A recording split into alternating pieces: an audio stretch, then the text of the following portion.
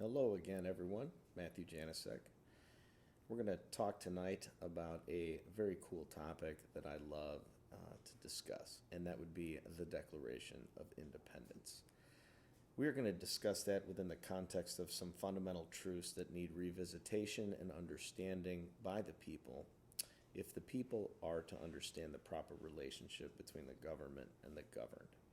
So here's another fundamental truth lesson, that the Declaration of Independence is likely one of the most, and arguably, one of the most important documents ever written in Western civilization.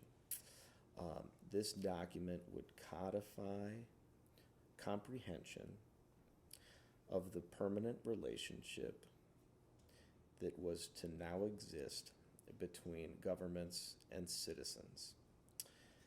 It was a manifestation of Enlightenment ideas as a byproduct of the European Renaissance.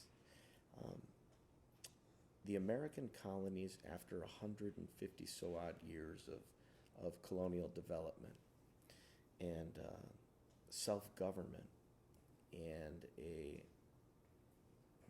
multi-generation understanding of self-reliance in essentially the American wilderness, was going to give the American colonials a pretty good, solid foundation for independence. That relationship between the British and the American colonists just grew into greater differences, and that's another lesson entirely.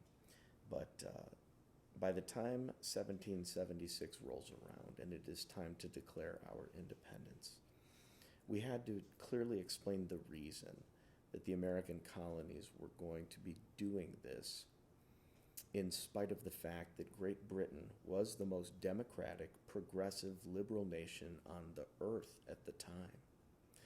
And although when we look back and compare it to what we're used to at the time, Great Britain was the best country in the world in terms of protecting individual liberty and abuses by the government and the rule of law. So a clear explanation of why we were going to change this relationship was necessary. The self-evident nature, we hold these truths to be self-evident. Jefferson's lines in the Declaration, all men are created equal. This is the starting point. Definitely not the finishing point in American history, but the starting point of the most major fundamental premise that we all should even believe in today, that all men and women are created equal in the eyes of God. And they're all entitled to fundamental rights that are inalienable. They cannot be taken away by the government itself. These natural rights of life, liberty, and the pursuit of happiness, as Jefferson translated that, would be rights that are inherently granted by God to every individual, and that a government exists to protect those rights for the people.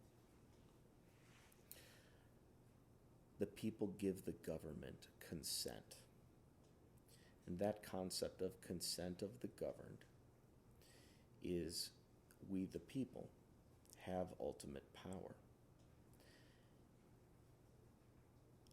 The reasons for separating from Great Britain also needed to be stated in a way that the American colonists and colonial leaders were not taking this situation lightly, that after a long train of abuses and usurpations, as Thomas Jefferson discusses that,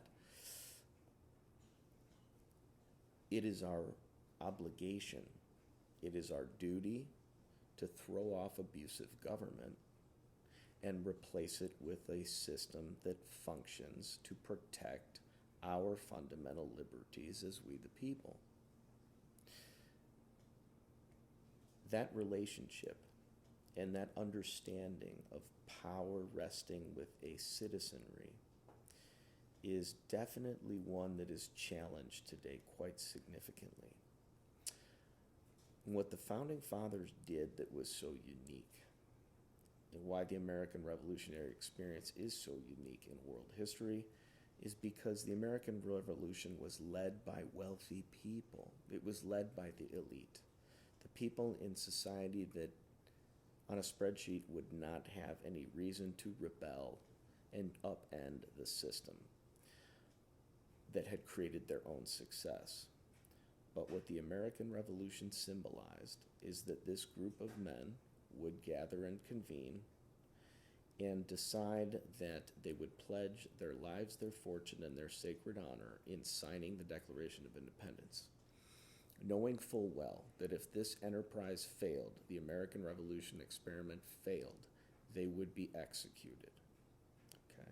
Ben Franklin saying, one of the great lines, we must all hang together or we will all hang separately.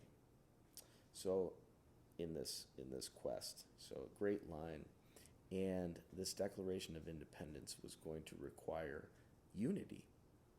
And that's the irony, is unity in liberty. Unity in liberty is a concept that's complicated. The community needs individuals, and it needs righteous individuals. And a community that is good can only function if the individuals in it are good.